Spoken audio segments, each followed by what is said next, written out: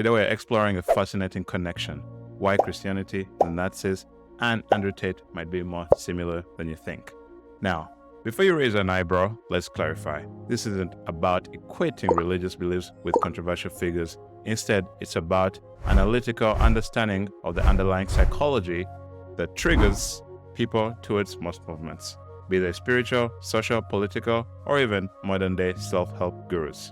Throughout history, humans have been drawn to revolutionary movements. Think about the early Christians, spreading a message of hope and salvation in a tumultuous Roman Empire. Or the Nazis, promising a disillusioned post-World War I German population a return to glory and national pride. But why? Why do we as humans get drawn into these movements? Often it's because we love to attribute our life's trajectory to external factors. It's comforting to think that our failures aren't our fault, but rather the result of a world that's against us. The Nazis tapped into this sentiment, blaming economic hardships on external enemies. Andrew Tate, in a different era and context, does something similar. He presents himself as a beacon of success, suggesting that if you're not as successful as him, it's because you haven't unlocked the secrets that he has. Yet, a closer look might reveal that much of his success comes from monetizing the very audience that he claims to help, by tapping into their discontent. But discontent alone doesn't drive change. If it did, we'd all be revolutionaries. No, there's something more. Christianity, for instance, didn't just highlight the moral decay of the Roman world, it offered salvation, a new path. The Nazis didn't just blame others, they offered a vision of a powerful Third Reich. And Andrew Tate, he doesn't just highlight discontent, he offers his followers a roadmap to success, even if that roadmap often circles back to benefiting him. This is where it gets interesting. Humans by nature seek stability. When faced with uncertainty or insecurity, the instinct is to cling to a routine or a non-entity. This is a survival mechanism. Christianity in its early days provided that stability through faith, offering a structured belief system in an unpredictable world. The Nazis, on the other hand, provided a sense of nationalistic pride and order amidst the chaos of post-World War I Germany. Andrew Tate offers his followers a structured approach to success in money and women, a clear path amidst the chaos of modern life's uncertainties. But here is a catch. For any of these systems or beliefs to take root, there must be a promise of a better future. It's not enough to just offer a solution to the present problems. There must be a vision, a brighter horizon. Christianity promises external salvation, a life beyond this one. The Nazis promised a dominant global Third Reich. Andrew Tate promises a life of success, wealth, and understanding women. Each of these, in their own way, offers followers a future filled with hope. If you've enjoyed this video, why not join our little mass movement? Hit the subscribe button. We promise no doctrines, just good content. And don't forget to drop a comment below. After all, every great mass movement needs feedback, right? Let's make history, or at least run this YouTube channel together. No faith or belief system can gain traction without this promise of a better tomorrow. It's this vision of the future that ignites a spark that turns a simple belief into a movement. And it's not just about the promise, it's about the conviction behind it. Christianity has its scriptures and millennia of theological discourse. The Nazis had their propaganda, their rallies, their unshakable belief in their cause. Tate, with his confident online presence and courses, exudes a certainty that his way is the right way.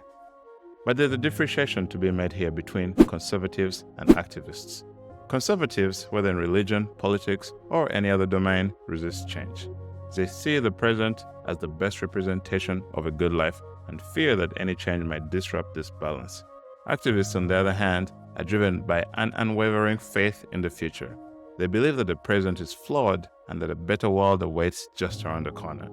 This belief is so strong that they are willing to upend the present to reach that promised future. Christianity in its formative years was radical.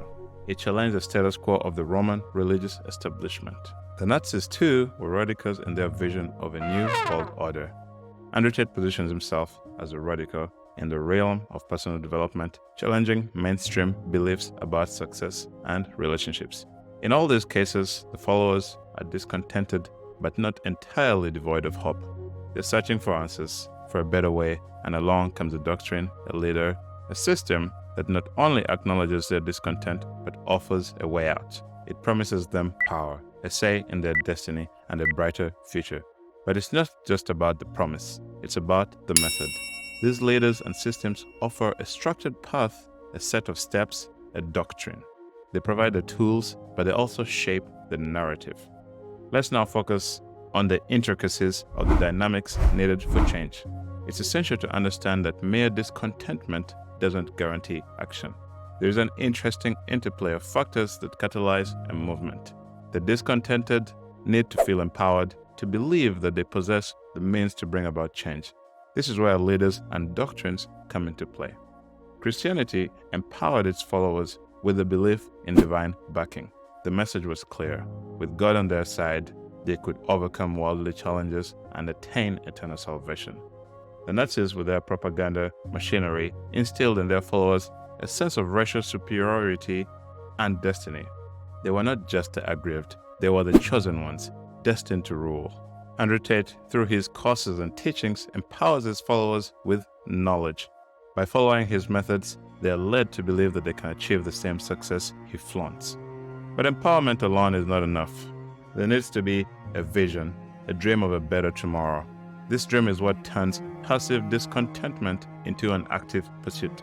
It's the difference between someone who is unhappy with their life and someone who is taking steps to change it. Christianity offers the dream of eternal paradise, a life free from suffering. The Nazis promised a utopian Third Reich, a world where their followers would reign supreme. Tate offers the dream of success, of wealth, of understanding the intricacies of life and relationships. Yet there is a caveat. For these dreams to be pursued, the followers must somewhat be oblivious to the challenges ahead. They must believe that the path, though difficult, is straightforward, that with the right guidance, success is guaranteed. This is where the doctrine comes in. It simplifies the complex, making the insurmountable seem achievable. In conclusion, the psychology of mass movements is a complex interplay of discontentment, empowerment, vision, and doctrine. Whether it's a religious movement like Christianity, a political movement like the Nazis, or a modern self-help guru like Andrew Tate, the formula remains strikingly similar. Leaders step into the discontentment, offer empowerment, sell a dream, and provide a doctrine. The followers, driven by their desire for a better future, embrace the doctrine, often overlooking its flaws and nuances. It's a testament to the human spirit's eternal quest for betterment, but also a reminder of our vulnerabilities, of how easily we can be swayed when someone promises to turn our dreams into reality. As consumers of such doctrines, it's imperative to stay informed, to question, and always to seek the truth behind the promises. This video is based on insights from Eric Hoffer's analysis of mass movements. The ideas are from his book called Ordeal of Change. If you found this content enlightening, don't forget to like, share, and subscribe. Thank you.